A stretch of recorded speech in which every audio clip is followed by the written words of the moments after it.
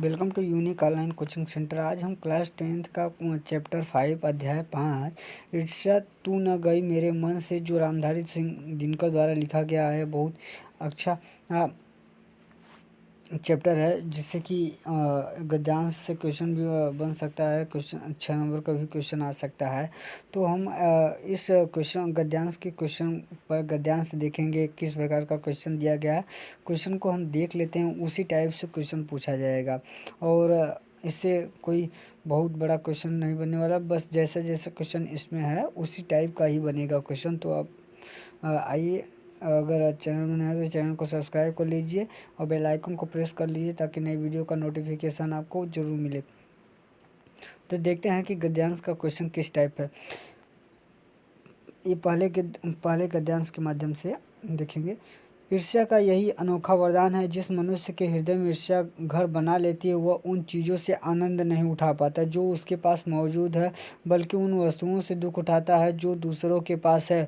वह अपनी तुलना दूसरों के साथ करता है और इस तुलना में अपने पक्ष के सभी अभाव उसके हृदय पर दंश मारते रहते हैं।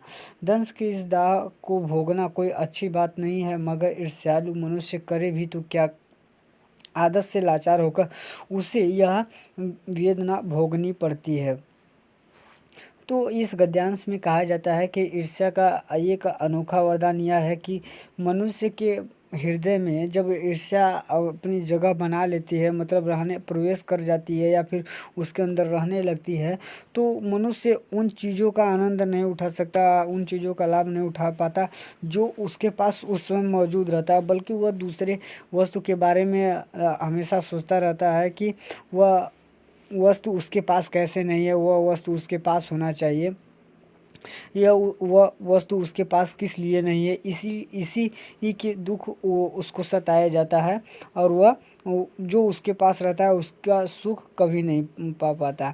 तो इस माध्यम से रामधारी सिंह दिनकर कहना चाह रहे हैं कि जो ईर्ष्या जब मनुष्य के अंदर आ जाती है, तो वह उसके पास जो वस्तु रहता है उसका आनंद न उठाकर जो उसके पास नहीं रहता है, वो उसी के दुख में भरा पड़ा रहता है कि वो चीज़ उसके पास नहीं है। तो इस गद्यांश के माध्यम से क्वेश्चन किस प्रकार का बनते हैं उसको भी हम देख लेते हैं। इसमें कहा गया है पहले क्वेश्चन में, प्रस्तुत गद्यांश के पाठ और लेखक का नाम लिखिए और रेखांकित अंशों की व्याख्या कीजिए।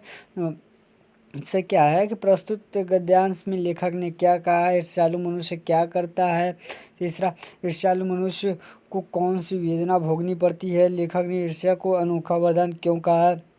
ईर्ष्या का अनोखा वरदान क्या है। ईर्ष्यालु व्यक्ति को ईर्ष्या से क्या कष्ट मिलता है। तो हम पहले देखेंगे कि जो प्रस्तुत गद्यांश का पाठ और लेखक का नाम लिखना है। ये 2 नंबर का कोई भी गद्यांश हो, 2 नंबर का क्वेश्चन तो ये पहला मिलेगा ही कि चैप्टर का नाम क्या है और किसने लिखा है। अगर ये आपको चैप्टर का नाम और लेखक का नाम पता है तो 2 नंबर मिल जाएगा, क्योंकि ये 6 मार्क्स का आता है, तो उसमें 3 क्वेश्चन रहता है, तो एक आप इसको दे देंगे और रेखांकित अंश की व्याख्या दे देंगे। एक और पूछेगा तो उसको भी आप लिख सकते हैं आसानी से। तो आइए हम देखते हैं कि किस तरीके से इसको हम लिख लेंगे।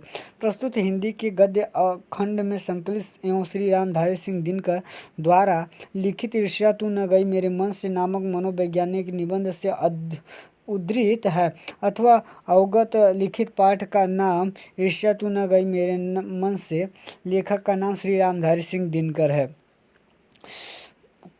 अब नेक्स्ट क्वेश्चन का आंसर, जो रेखांकित अंश का व्याख्या करना था, उसको हम देख रहे हैं।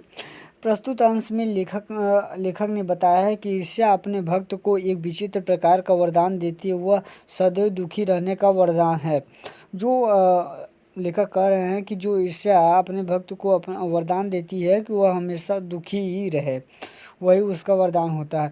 जिस मनुष्य के हृदय में ईर्ष्या उत्पन्न हो जाती है वह अकारण ही कष्ट भोगता है। वह अपने पास विद्यमान अनंत सुख साधनों के उपभोग द्वारा भी आनंद उठा पाता है, क्योंकि वह दूसरों की वस्तुओं को देख देख कर मन में जलता रहता है। इसी प्रकार द्वितीय रेखांकित अंश की व्याख्या। लेखक श्री रामधारी सिंह दिनकर जी का कहना है कि जब ईर्ष्यालु मनुष्य यह देखता है कि कोई वस्तु किसी अन्य के पास है लेकिन उसके पास नहीं है, तो उसके मन में अब पनपई या अभाव की भावना सदैव उसे डंक मारती रहती है। लेखक का कहना है कि डंक से उत्पन्न कष्ट को सहन करना उचित नहीं है, लेकिन ईर्ष्यालु मनुष्य कष्ट को सहन करने के अतिरिक्त और कुछ भी नहीं कर सकता है। मतलब जो द्वितीय रेखांकित अंश की व्याख्या था उसमें लेखक कह रहे हैं कि जब मनुष्य के पास जो चीज़ नहीं होती उसके बारे में सोच सोच कर दुखी रहता है, या इसको छोड़कर वह व्यक्ति और कुछ भी नहीं कर सकता। प्रस्तुत गद्यांश में लेखक ने ईर्ष्या से उत्पन्न पीड़ा का वर्णन किया है और कहा है कि ईर्ष्यालु व्यक्ति सदैव दुखी ही रहता है। ईर्ष्यालु व्यक्ति दुखी इसलिए रहता है क्योंकि वह जो चीज़ उसके पास होता है वो उसमें खुश न रहकर उसके पास जो नहीं रहता उसके बारे में हमेशा दुखी रहता है और सोचता रहता है उसको कैसे प्राप्त करें।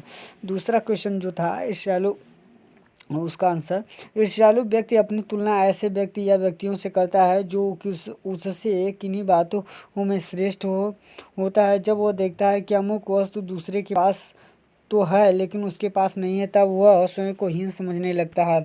अपने अभाव उससे खटकने लगते हैं और वह अपने पास मौजूद वस्तुओं अथवा साधनों का भी आनंद नहीं ले पाता है। तीसरा क्वेश्चन, ईर्ष्यालु व्यक्ति रात दिन इसी वेदना में जला करता है कि अमुक वस्तुओं में दूसरों के पास तो हैं लेकिन उसके पास नहीं है। ईर्ष्या की इस दाह में जलना बहुत बुरा है, लेकिन ईर्ष्यालु व्यक्ति को यह वेदना भोगनी ही पड़ती है। चौथा क्वेश्चन जो था लेखक ने, उसका आंसर, लेखक ने ईर्ष्या को अनोखा वरदान इसलिए कहा क्योंकि ईर्ष्यालु मनुष्य उन वस्तुओं से आनंद नहीं प्राप्त करता जो उसके पास है, वरन उन वस्तुओं से दुख उठाता है जो दूसरों के पास है। पांचवा क्वेश्चन, ईर्ष्या का अनोखा वरदान यह है कि ईर्ष्यालु व्यक्ति उन वस्तुओं से आनंद नहीं उठाता जो उसके पास है, वरन वो उन वस्तुओं से दुख उठाता है जो उसके पास नहीं है। छठे क्वेश्चन का आंसर यह है कि ईर्ष्यालु व्यक्ति को ईर्ष्या के कारण उन वस्तुओं से आनंद नहीं मिलता जो उसके पास हैं, वरन उन वस्तुओं से दुख उठाता है जो उसके पास नहीं। ये उन सब का क्वेश्चन था, इसके पहले मैंने क्वेश्चन को रीड कर लिया था, वो उसका आंसर मैं यहाँ पर दे रहा था। अब दूसरे गद्यांश के माध्यम से हम देखते हैं कि रामधारी सिंह दिनकर जी हमें इस चैप्टर से क्या बताना चाह रहे हैं और इसमें से किस प्रकार का क्वेश्चन बन सकता है। तो आइए देखते हैं। एक उपवन को पाकर भगवान को धन्यवाद देते हुए उसका आनंद नहीं लेना और बराबर इस चिंता में निमग्न रहना कि इससे भी बड़ा उपवन क्यों नहीं मिला, एक ऐसा दोष है जिससे ईर्ष्यालु व्यक्ति का चरित्र भी भयंकर हो उठता है। अपने अभाव पर दिन रात सोचते सोचते वह सृष्टि की प्रक्रिया को भूलकर विनाश में लग जाता है और अपनी उन्नति के लिए उद्यम करना छोड़कर वह दूसरों को हानि पहुंचाने को ही अपना श्रेष्ठ समझने लगता है। अब इस माध्यम से प्रस्तुत गद्यांश के पाठ और लेखक का नाम लिखिए और रेखांकित अंश की व्याख्या कीजिए और 100 में 3 क्वेश्चन पूछे गए हैं, उसको मैं रीड कर लेता हूँ एक बार। और पहला क्वेश्चन है, प्रस्तुत गद्यांश में लेखक क्या कहना चाहता है। दूसरा क्वेश्चन, ईर्ष्यालु व्यक्ति का चरित्र क्यों भयंकर हो जाता है। तीसरा क्वेश्चन है, ईर्ष्यालु व्यक्ति किस बात को अपना श्रेष्ठ कर्तव्य समझता है। तो क्वेश्चन का आंसर, और प्रस्तुत अंश में लेखक ने ईर्ष्या से विमुक्त का यही साधन बताया है कि ईश्वर ने जो वस्तुएं कम अथवा अधिक, छोटी अथवा बड़ी, मोहक अथवा क्रूप प्रदान की है, उनके लिए हमें ईश्वर का धन्यवाद करना चाहिए और उन उपलब्ध वस्तुओं से जीवन को आनंदमय और सुखमय बनाना चाहिए। इसके विपरीत यदि हम दिन रात इस चिंता में अपना समय व्यर्थ गंवाते रहेंगे कि मेरे पड़ोसी के पास सुख सुविधाओं के साधन मुझसे कहीं अधिक है, वे सब मेरे पास क्यों नहीं हैं, तो ऐसा सोचते रहने से ईर्ष्या बढ़ जाती है और इस कारण ईर्ष्यालु व्यक्ति का चरित्र और भयंकर हो जाता है। द्वितीय रेखांकित अंश की व्याख्या, लेखक कहता है कि उत्थान पतन जीवन मृत्यु ये सब ईश्वर अर्थात उस अदृश्य शक्ति के अधीन है। हमें उसके लिए प्रयास करना चाहिए, लेकिन दिन रात उसके बारे में चिंतामग्न रहकर अपने जीवन को दुखमय और कष्टों से युक्त नहीं बनाना चाहिए। सृष्टि की रचना प्रक्रिया को भूलकर मनुष्य दिन रात दूसरों की ईर्ष्या में समय गंवाता है और उद्यम करना छोड़ देता है। वह इसी मंथन में लगा रहता है कि मैं अमुक व्यक्ति को किस प्रकार हानि पहुंचा सकता हूं। इस कार्य को अपने जीवन का श्रेष्ठ कर्तव्य समझने लगता है, जो कि एक संकीर्ण विचारधारा है। इससे ऊपर उठकर व्यक्ति को सबके हित की सोचनी चाहिए। सब क्वेश्चन का आंसर प्रस्तुत गद्यांश लेखक कहना चाहता है कि ईश्वर ने हमें उपभोग के योग्य जो वस्तुएं प्रदान की है उन्हीं का उपभोग कर जीवन का आनंद उठाना चाहिए। दूसरा क्वेश्चन, ईर्ष्यालु व्यक्ति का चरित्र इसलिए भयंकर हो जाता है क्योंकि वह लगातार इस चिंता में डूबे रहता है कि उसे अमुक वस्तु से अच्छी वस्तु क्यों नहीं मिली। इस कारण वह उन वस्तुओं का भी आनंद नहीं ले पाता जो उसे प्राप्त है। तीसरे क्वेश्चन का आंसर, ईर्ष्यालु व्यक्ति यह कभी विचार नहीं कर सकता कि सृष्टि की संपूर्ण रचना ईश्वर के अधीन है।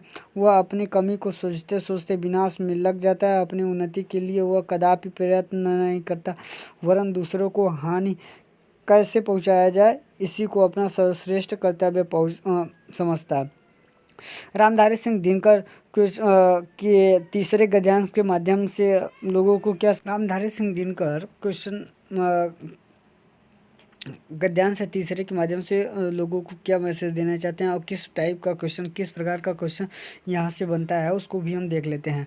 ईर्ष्या की बड़ी बेटी का नाम निंदा है। जो व्यक्ति ईर्ष्यालु होता है वह बुरे किस्म का निंदक भी होता है। दूसरों को निंदा वह इसलिए करता है कि इस प्रकार दूसरे लोग, जनता अथवा मित्रों की आंखों से गिर जाएं और जो स्थान रिक्त होगा उस पर मैं अनायास ही बैठा दिया जाऊँगा। रामधारी सिंह दिनकर जी कह रहे हैं कि ईर्ष्या की बड़ी बेटी का नाम निंदा है। जो व्यक्ति ईर्ष्यालु होता है वह सदैव दूसरों का निंदा करता रहता है। वह निंदा उसकी इसलिए करता है क्योंकि वह समझता है कि जो उससे नीचे वह जनता और मित्रों की आंखों में नीचे गिर जाए और जो स्थान नीचे गिरा हुआ हो वह उसको पा जाए और जो ऊंची स्थान हो उस पर वह अनायास ही बैठा दिया जाए। वह ऐसा सोचता है। जो व्यक्ति ईर्ष्यालु होता है वो दूसरों की जो निंदा करता है। तो प्रस्तुत गद्यांश के पाठ और लेखक का नाम तो रामधारी सिंह दिनकर ही है और पाठ का नाम है ईर्ष्या तू न गई मेरे मन से। अब रेखांकित अंश की व्याख्या करना है। क्वेश्चन तीन क्वेश्चन इसमें भी दिया है। ईर्ष्यालु व्यक्ति दूसरों की निंदा क्या सोचकर करता है? ईर्ष्या के साथ कौन से अवगुण पनपते हैं? ईर्ष्यालु और निंदक का क्या संबंध है? रेखांकित अंश की व्याख्या, दिनकर जी का मत है कि जैसे हमारे मन में ईर्ष्या की भावना जन्म लेती है वैसे ही निंदा की भावना भी उत्पन्न हो जाती है। इसलिए निंदा को ईर्ष्या की बड़ी बेटी अथवा पहली संतान कहा गया है। जो व्यक्ति किसी के प्रति ईर्ष्यालु होता है वह अत्यंत बढ़ा चढ़ाकर उसकी बुराई करता है। उसकी बुराई करने में उसे आनंद का अनुभव होता है। वह चाहता है कि अन्य लोग भी उस व्यक्ति की बुराई करें। उसके निंदा करने का यह उद्देश्य होता है कि दूसरे व्यक्ति लोगों की दृष्टि में गिर जाएं। जब वह व्यक्ति जिसकी वह निंदा कर रहा है वह अपने मित्रों अथवा समाज के लोगों में की नज़रों में गिर जाएगा तो उसके द्वारा किए गए रिक्त और उच्च स्थान पर वह बिना परिश्रम के अधिकार कर लेगा। जैसे मैंने आपको गद्यांश के माध्यम से बता दिया कि वही व्यक्ति करना चाहता है। ईर्ष्यालु व्यक्ति दूसरों की निंदा यह सोचकर करता है जब निंदित व्यक्ति समाज की नज़रों से गिर जाएगा तब उसके स्थान पर वह स्वयं विराजमान हो जाएगा। लेखक जी ये बता रहे थे। दूसरा क्वेश्चन का आंसर, ईर्ष्या ही निंदा जैसे अवगुणी को जन्मदात्री है। ईर्ष्या का भाव मन में उत्पन्न होने पर निंदा का अवगुण स्वमें पनपने लगता है। तीसरा क्वेश्चन, ईर्ष्यालु और निंदक में जन्म देने वाला जन्म लेने वाला का संबंध है। दूसरे शब्दों में ईर्ष्या का भाव मन में उत्पन्न होने पर निंदा का अवगुण स्वमें वो उत्पन्न हो जाता है। चौथे गद्यांश के माध्यम से लेखक रामधारी सिंह दिनकर जी क्या कर रहे हैं, लोगों में क्या संदेश देना चाह रहे हैं उसको देख लेते हैं और इस गद्यांश के माध्यम से किस प्रकार का क्वेश्चन बन सकता है, कैसे बन सकता है उसको भी हम देख लेते हैं। मगर ऐसा न आज तक हुआ है न होगा। दूसरों को गिराने की कोशिश तो अपने को बढ़ाने की कोशिश नहीं की जा सकती। एक बात और है कि संसार में कोई भी मनुष्य निंदा से नहीं गिरता, उसके पतन का कारण सद्गुणों का ह्रास होता है। इसी प्रकार कोई भी मनुष्य दूसरों की निंदा करने से अपनी उन्नति नहीं कर सकता। उन्नति तो उसकी तभी होगी जब वह अपने चरित्र को निर्मल बनाए रखे तथा अपने गुणों का विकास करे। रामधारी सिंह दिनकर जी कह रहे हैं लोगों से कि कभी न ऐसा हुआ है न कभी होगा कि दूसरों को गिराने की कोशिश करने में और अपने को बढ़ाने की कोशिश में लगे रहें, तो ये कभी न हुआ है न होगा आगे। ये संसार में कोई भी मनुष्य निंदा करके कभी बहुत बड़ा पद या उसका दूसरों का अ, ह्रास या पतन करना चाहता तो कभी होगा नहीं। ऐसा रामधारी सिंह दिनकर जी कह रहे हैं। प्रस्तुत क्वेश्चन इसमें है, प्रस्तुत गद्यांश पाठ का लेखक नाम लीजिए, वही क्वेश्चन है, उसका आंसर उसी तरह का दिया जाएगा जैसे पहले दिया गया। रेखांकित अंश की व्याख्या कीजिए, वो भी देखते हैं। सब में क्या क्या क्वेश्चन पूछा गया है। किसी व्यक्ति की उन्नति कैसे हो सकती है, कौन सी बात है जो आज तक न हुई है न होगी, प्रस्तुत गद्यांश में लेखक और क्या कहना चाहता है। रेखांकित अंश की व्याख्या, लेखक का कथन है कि जो व्यक्ति ऊंचा उठना चाहता है वह अपने ही अच्छे कार्यों उसे ऊंचा उठ सकता है, दूसरों की निंदा आदि करके कभी कोई ऊपर नहीं उठ सकता है। यदि किसी व्यक्ति का पतन होता है तो किसी की निंदा से नहीं, अपितु उसके अच्छे गुणों के नष्ट हो जाने के कारण होता है। इसलिए उन्नति के लिए आवश्यक है कि मनुष्य निंदा करना छोड़ दे, अपने चरित्र को स्वच्छ बनाए तथा अपने अंदर मानवीय गुणों का विकास करे। सब क्वेश्चन का आंसर, प्रस्तुत गद्यांश में लेखक का कहना है कि व्यक्ति अपने अंतर गुणों का विकास करके ही उन्नति कर सकता है, निंदा से दूसरों को गिराकर नहीं हो सकती। दूसरे क्वेश्चन का आंसर, दूसरों को नीचा दिखाने के प्रयास द्वारा स्वयं को ऊंचा उठाने की प्रक्रिया न आज तक सफल हुई है और न होगी। तीसरे क्वेश्चन का आंसर, किसी व्यक्ति की उन्नति तभी हो सकती है जब वह अपने चरित्र को निर्मल बनाएगा तथा अपने अंदर सद्गुणों का विकास करेगा। अब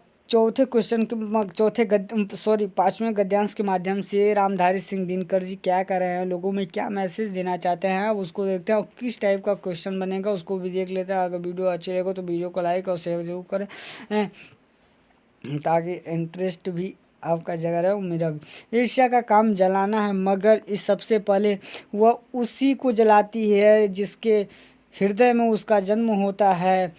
आप भी ऐसे बहुत से लोगों को जानते होंगे जो ईर्ष्या और द्वेष की साकार मूर्ति है और जो बराबर इस फिक्र में लगे रहते हैं कि कहाँ सुनने वाला मिले और अपने दिल का गुबार निकालने का एक मौका मिले। श्रोता मिलते ही उनका ग्रामोफोन बजने लगता है और वे बड़ी ही होशियारी के साथ एक ही एक कांड इस ढंग से सुनाते हैं मानव विश्व कल्याण को छोड़कर उनका और ध्येय नहीं हो। अगर जरा उनके अपने इतिहास को देखिए और समझने की कोशिश कीजिए कि जब से उन्होंने इस कुर्म का आरंभ किया तब से वे अपने क्षेत्र में आगे बढ़े हैं, पीछे हटे।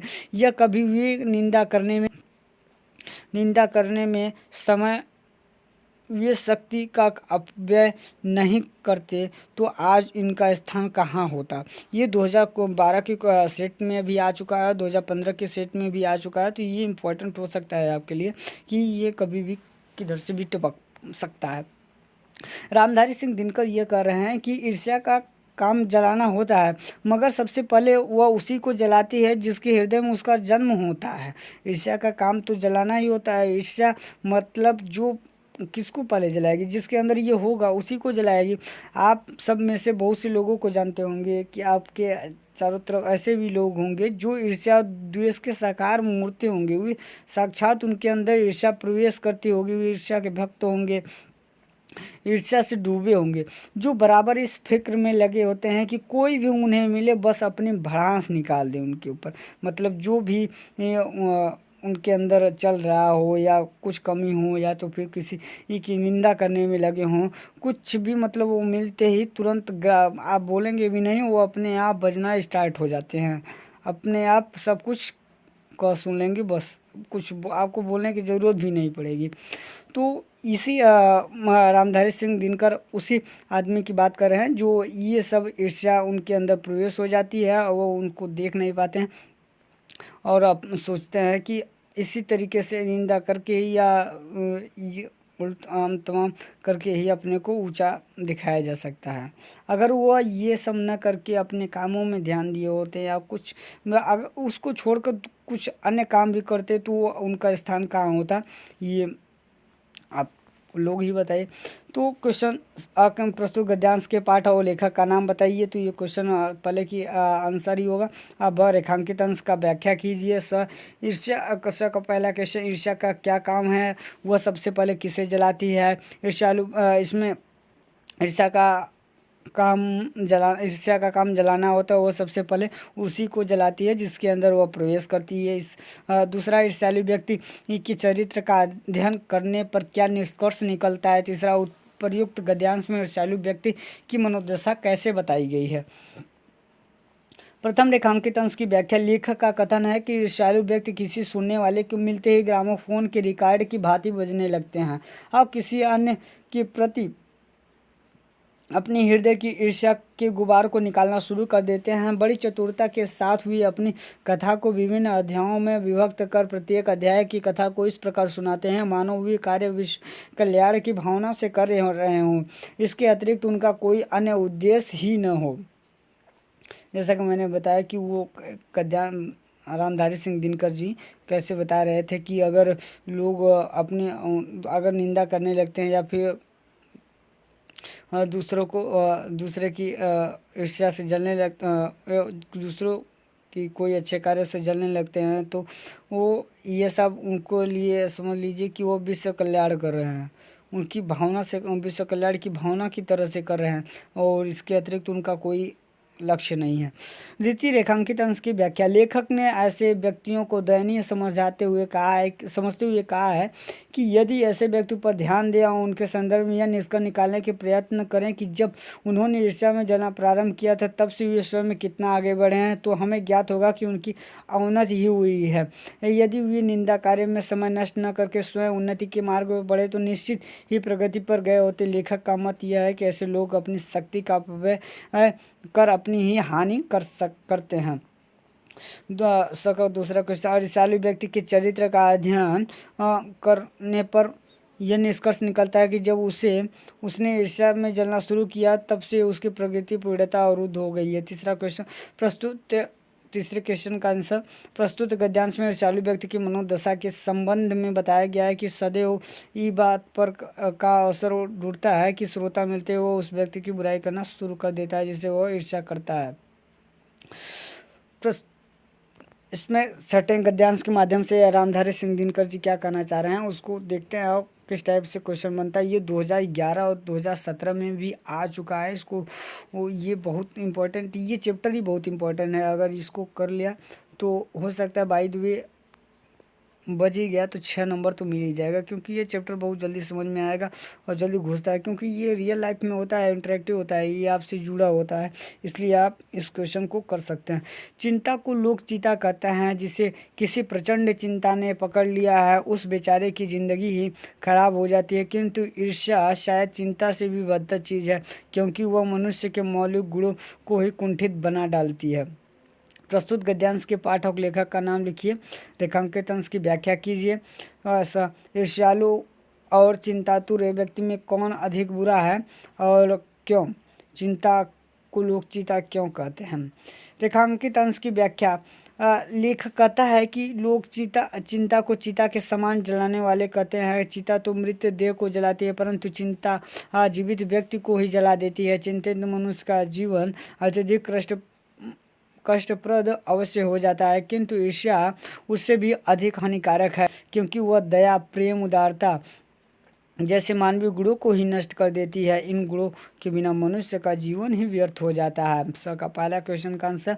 चिंताग्रस्त व्यक्ति का जीवन खराब हो जाता है, लेकिन ईर्ष्यालु व्यक्ति उससे भी अधिक बुरा है, क्योंकि ईर्ष्या तो व्यक्ति के मौलिक गुणों को ही समाप्त कर देती है। दूसरे क्वेश्चन का आंसर। चिंता को लोग चिता इसलिए कहते हैं क्योंकि चिंता भी व्यक्ति को चिता के समान ही जला डालती है। सातवें गद्यांश के माध्यम से रामधारी सिंह दिनकर जी क्या कहना चाह रहे हैं, लोगों में क्या मैसेज देना चाह रहे हैं। मृत्यु शायद फिर भी श्रेष्ठ है बनिस्बत इसके कि हमें अपने गुणों को कुंठित बना कर जीना पड़े। चिंताग्ध व्यक्ति समाज की दया का पात्र है, किंतु ईर्ष्या से जला भुना आदमी जहर की चलती फिरती गठरी के समान है, जो हर जगह वायु को दूषित करती फिरती। ये 2011 में आ चुका है किसी सेट में, तो आप ये इम्पोर्टेंट भी है। प्रस्तुत गद्यांश के पाठ और लेखक का नाम लिखिए। रेखांकित अंश की व्याख्या कीजिए। ईर्ष्यालु और चिंताग्रस्त व्यक्ति में क्या अंतर है? रेखांकित अंश की व्याख्या। लेखक का कथन कि मनुष्य की मानवता उसके नैतिक गुणों से प्रकट होती है।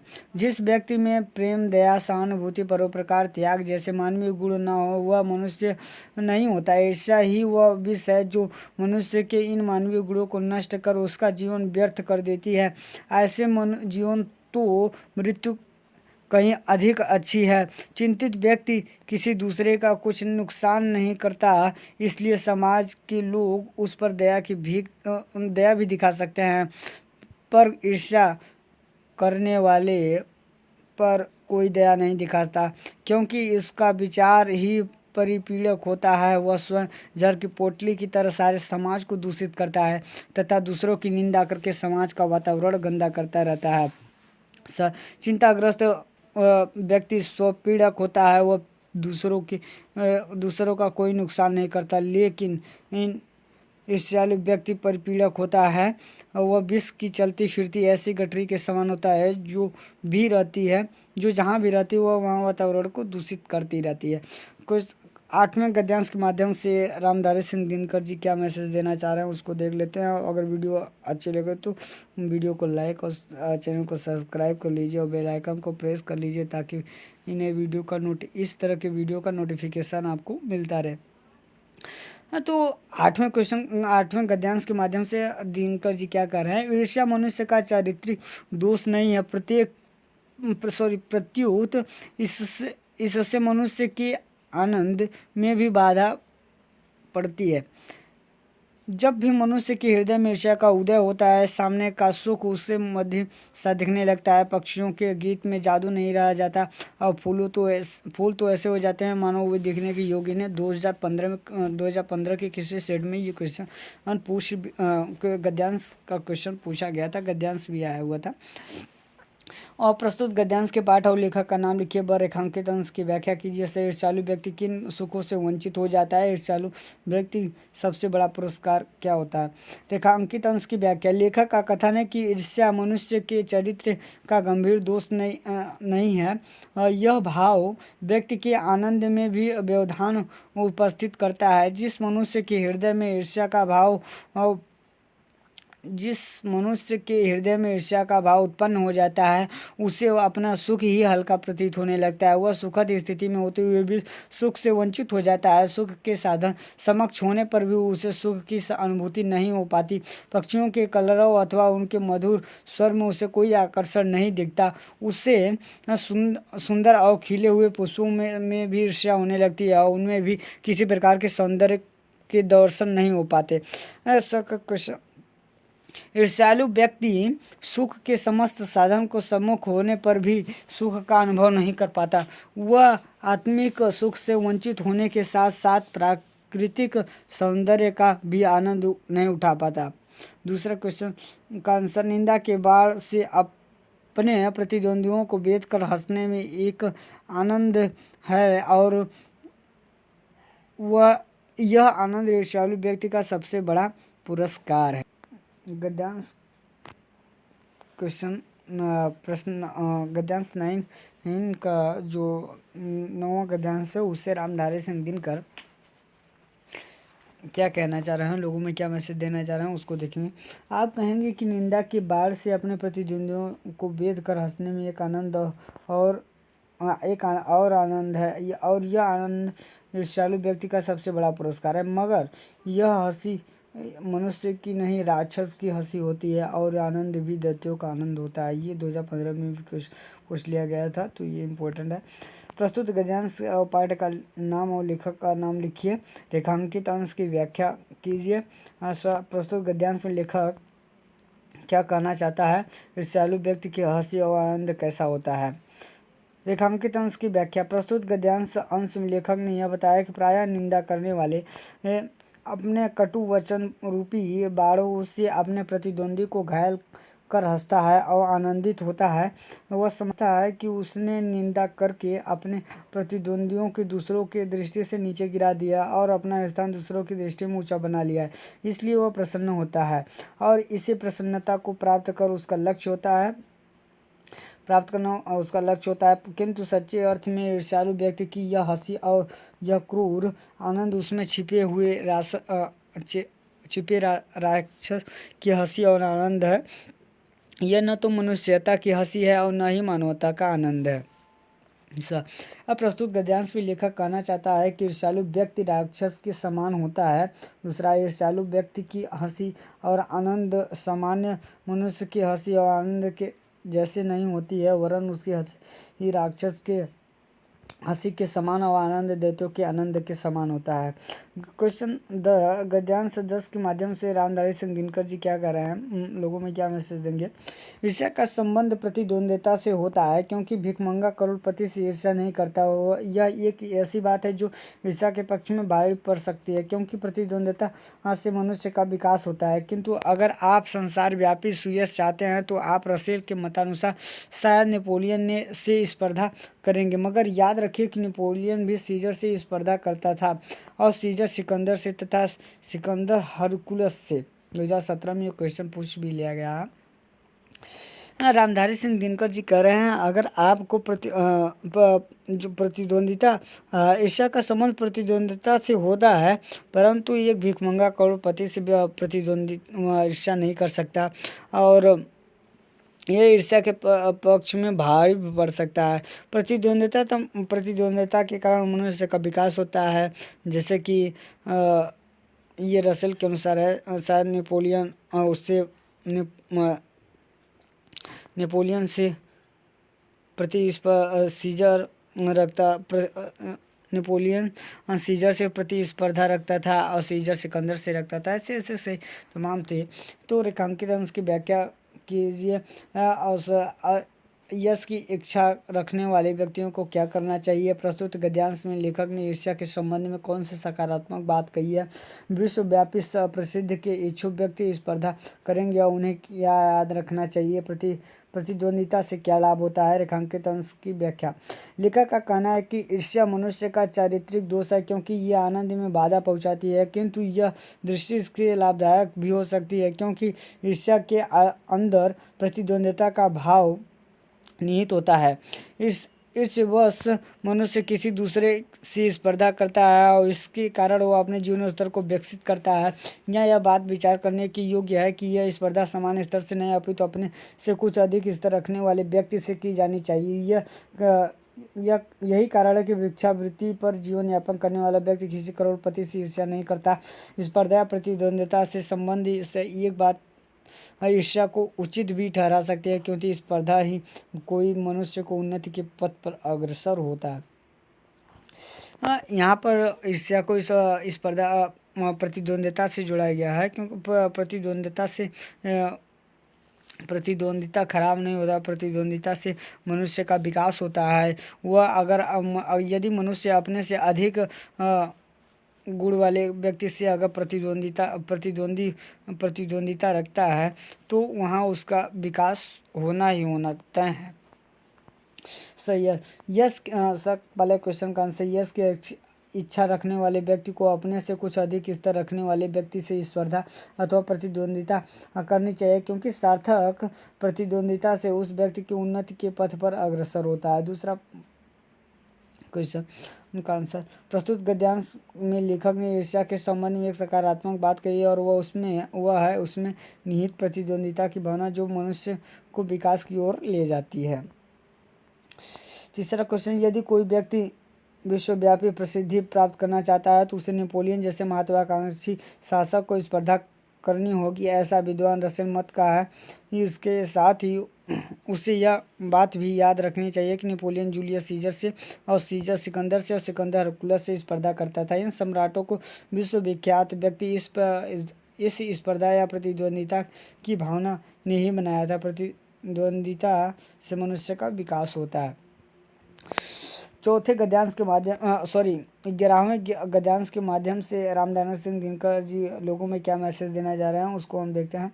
ईर्ष्या का एक पक्ष सचमुच ही लाभदायक होता है, जिसके अधीन पर हर आदमी, हर जाति और हर दल अपने को प्रतिद्वंदी का समकक्ष बनाना चाहता है, किंतु यह तभी संभव है जबकि ईर्ष्या से जो प्रेरणा आती है वह रचनात्मक हो। अक्सर यही होता है कि ईर्ष्यालु व्यक्ति वह महसूस करता है जो कोई चीज़ उसके भीतर नहीं है, कोई वस्तु है जो दूसरों के पास है, किंतु वह यह नहीं समझ पाता कि उस वो उस वस्तु को प्राप्त कैसे करना चाहिए, और गुस्से में आकर वो अपने किसी पड़ोसी मित्र समकालीन व्यक्ति को अपने से श्रेष्ठ मानकर उससे जलने लगता है, जबकि ये लोग अपने से शायद ही वैसे ही असंतुष्ट हों। ये 2015 में क्वेश्चन पूछ लिया गया है। रामधारी सिंह दिनकर जी कह रहे हैं, ईर्ष्या का एक पक्ष सचमुच लाभदायक होता है जो एक प्रतिद्वंदिता के रूप में देखा जाता है। यदि मनुष्य के पास अगर कुछ वह वस्तु नहीं है जिसे वह उसको काम करना है और दूसरे के पास है, तो उसको आसानी से लेने का प्रयास नहीं करता, बल्कि वह यह सोचकर होता है कि वह दुखी हो जाता है कि उसके पास नहीं है, और वह उससे जलने लगता है, घृणा करने लगता है, ईर्ष्या को बना लेता है, अपने अंदर बैठा लेता है। तो ये नहीं करना चाहिए। प्रस्तुत गद्यांश में पाठ और लेखक का नाम लिखिए और रेखांकित अंश का व्याख्या कीजिए। ईर्ष्यालु व्यक्ति लोगों से ईर्ष्या करने लगता है। ईर्ष्या का लाभदायक पक्ष क्या है, यह कैसे संभव है। प्रस्तुत गद्यांश में लेखक द्वारा बताए गए ईर्ष्या की उत्पत्ति के कारण को स्पष्ट कीजिए। प्रथम रेखांकित अंश की व्याख्या कीजिए। लेखक का कथन है कि ईर्ष्या का भाव अनेक दृष्टियों से हानिकारक तो है, परंतु इसका एक लाभदायक पहलू भी है। वह लाभदायक पहलू यह है कि प्रत्येक व्यक्ति जो प्रत्येक जाति अथवा प्रत्येक दल में अपने प्रतिद्वंदी को देख कर यह विचार उत्पन्न होता है, वह भी अपने प्रतिद्वंदी के समान बने और उसके लिए जो भी प्रयास अपेक्षित हो वह उन प्रयासों को और प्रवृत्त हो। परंतु यह तब संभव नहीं हो सकता जब ईर्ष्या से प्राप्त होने वाली प्रेरणा ध्वसात्मक होने का स्थान पर रचनात्मक हो। द्वितीय रेखांकित अंश की व्याख्या कीजिए। लेखक श्री दिनकर जी कहते हैं कि जिनकर जी का कहना है कि प्राय ऐसा देखने में आता है कि किसी प्रतिद्वंदी को देखकर व्यक्ति अपनी योग्यता, गुण, कौशल अथवा साधनों की वृद्धि अथवा विकास करने के स्थान पर दूसरों में उनके अभाव की कामना करने लगता है। उसे ईर्ष्या वश दूसरों की समर्थता और अपनी असमर्थता की ही अनुभूति होती है। उसे यह बोध ही नहीं हो पाता कि वह दूसरों की समृद्धि से ईर्ष्या करने के स्थान पर अपने अभाव की पूर्ति किस प्रकार करे। अपनी अभाव अवस्था पर दुखी और क्रोधित होकर वह किसी भी व्यक्ति को अपने से अधिक उत्तम मानकर उसे ईर्ष्या करने लग जाता है, जबकि संभव यह है कि जिस व्यक्ति से वह ईर्ष्या कर रहा है वह किसी अभाव के कारण स्वयं से संतुष्ट न हो। ये हो सकता है दिनकर जी यह कर रहे हैं कि जैसे कि कोई व्यक्ति होता है कि वह उसके गुण और कौशल योग्य को देखकर वह दुखी हो जाता है कि उसके पास नहीं है। शायद वह भी जो मनुष्य अपने किसी अभाव के कारण असंतुष्ट रहता हो, खुद से संतुष्ट न हो। सर का पहला क्वेश्चन, ईर्ष्यालु व्यक्ति लोगों से ईर्ष्या इसलिए रक्त करने लगता है क्योंकि वह यह नहीं समझ पाता है कि जो वस्तु दूसरों के पास हो उसके पास नहीं हो, उसे किस प्रकार प्राप्त की जाए। दूसरे क्वेश्चन का आंसर, ईर्ष्या का एक लाभदायक पक्ष यह है कि प्रत्येक व्यक्ति और प्रत्येक जाति में अपने प्रतिद्वंदी को देखकर यह विचार उत्पन्न होता है कि वह भी अपने प्रतिद्वंदी को के समान बने और इसके लिए अपेक्षित प्रयासों की ओर प्रवृत्त हो। तीसरे क्वेश्चन का आंसर, जब कोई वस्तु किसी के पास नहीं होती है वह यह नहीं समझ पाता है कि इसे कैसे प्राप्त किया जा सकता है, तो उस व्यक्ति को अपने से श्रेष्ठ मानकर उससे ईर्ष्या करने लगता है। क्वेश्चन 12 गद्यांश का ये 12वां पार्ट है। इसके माध्यम से दिनकर जी क्या मैसेज देना चाह रहे हैं उसको देखेंगे। तो ईर्ष्यालु लोगों से बचने का क्या उपाय है। निश्चय कहता है कि बाजार की मक्खियों को छोड़कर एकांत की ओर भागो। जो कुछ भी अमर तथा महान है उसकी रचना और निर्माण बाजार तथा सुयस से दूर रहकर किया जाता है। जो लोग नए मूल्यों का निर्माण करने वाले होते हैं वे बाज़ारों में नहीं बसते, वे शोहरत के पास भी नहीं रहते हैं। जहाँ बाजार की मक्खियाँ नहीं भिनकती वह वहाँ एकांत है। यहाँ तो यह तो हुआ ईर्ष्यालु लोगों से बचने का उपाय, किंतु ईर्ष्या से आदमी कैसे बच सकता है, ये 2012 के क्वेश्चन पेपर सेट में पूछ भी लिया गया था। प्रस्तुत गद्यांश के पाठ और लेखक का नाम लिखिए, रेखांकित अंशों की व्याख्या कीजिए। ईर्ष्यालु व्यक्तियों से बचने का क्या उपाय है। प्रस्तुत गद्यांश में लेखक क्या कहना चाहता है। बाजार की मक्खियों से क्या आशय है, स्पष्ट कीजिए। नए मूल्यों का निर्माण करने वाले लोग कहाँ नहीं रहते हैं। उसको भी देखते हैं। ये नीत्शे कौन था? नीत्शे एक यूरोप का प्रसिद्ध दार्शनिक था, विद्वान लेखक भी था। प्रथम रेखांकित अंश की व्याख्या। लेखक ईर्ष्यालु व्यक्तियों से दूर रहने की सलाह देता है। प्रसिद्ध दार्शनिक नीत्शे ने ईर्ष्यालु व्यक्तियों को बाजार की मक्खियाँ कहा है। जिस प्रकार मक्खियाँ गंदगी पर बैठकर बीमारी फैलाती हैं, उसी प्रकार ईर्ष्यालु लोग दूसरों की निंदा कर समाज के वातावरण में जहर घोलकर उसे दूषित करना चाहते हैं। यदि मनुष्य अपने जीवन में कोई श्रेष्ठ कार्य करना चाहता है तो उसे एकांत स्थान में जाना चाहिए जहाँ ये लोग न पहुँच। द्वितीय रेखांकित अंश की व्याख्या। लेखक श्री रामधारी सिंह दिनकर जी कहते हैं कि ईर्ष्यालु लोगों के साथ रहकर श्रेष्ठ रचना, नए सामाजिक मूल्यों को निर्माण अथवा कोई भी महान कार्य नहीं किया जा सकता। रचनात्मक महान कार्य भीड़ से दूर रहकर ही किए जा सकते हैं। महान कार्य करने के लिए प्रसिद्धि के लोभ को छोड़ना पड़ता है। जो व्यक्ति समाज के नए मूल्यों का निर्माण करते हैं वे बाजार जैसे प्रतिस्पर्धा के स्थानों से दूर रहते हैं। निश्चय के अनुसार एकांत स्थान वही है जहाँ ये बाजार की मक्खियाँ ईर्ष्यालु लोग नहीं होते हैं। पहले क्वेश्चन का आंसर। ईर्ष्यालु व्यक्तियों से बचने का एकमात्र उपाय उनसे दूर रहना, अर्थात ऐसे व्यक्तियों के ऐसे स्थान रहना चाहिए जहाँ ईर्ष्यालु लोग न पहुँच सकें। दूसरा क्वेश्चन। प्रस्तुत गद्यांश में प्रसिद्ध दार्शनिक नीत्शे के मत का उल्लेख करते हुए लेखक ने ईर्ष्यालु व्यक्ति इससे दूर रहने की सलाह दी है और कहा है कि विश्व में जो भी महान कार्य हुए हैं ये सभी एकांत सेवियों ने ही किए हैं। तीसरा। नीत्शे के अनुसार बाजार की मक्खियों के आशय ईर्ष्यालु व्यक्तियों से है। जिस प्रकार मक्खियाँ मिठाई के आसपास भिनभिनाती रहती हैं, उसी प्रकार ईर्ष्यालु व्यक्ति यश रूपी मिठाई अर्थात यशस्वी लोगों के आसपास भिनभिनाते रहते हैं और मौका मिलते ही उनकी निंदा करते हैं और समाज के वातावरण में जहर घोलकर उसे प्रदूषित करते हैं। चौथे क्वेश्चन का आंसर। सर, नए मूल्यों का निर्माण करने वाले लोग बाजार और जैसे प्रतिस्पर्धा के स्थानों से स्वरस से दूर रहते हैं। 13वें गद्यांश के पाठ के माध्यम से दिनकर जी क्या कह रहे हैं उसको भी देख लेते हैं। ईर्ष्या से बचने का उपाय मानसिक अनुशासन। और जो व्यक्ति ईर्ष्यालु स्वभाव का, उसे फालतू बातों के बारे में सोचने की आदत छोड़ देनी चाहिए। उसे यह भी पता लगाना चाहिए कि जिस भाव के कारण वह ईर्ष्यालु बन गया उसकी पूर्ति का रचनात्मक तरीका क्या है। जिस दिन उसके भीतर यह जिज्ञासा आएगी उसी दिन से वह ईर्ष्या करना कम कर देगा।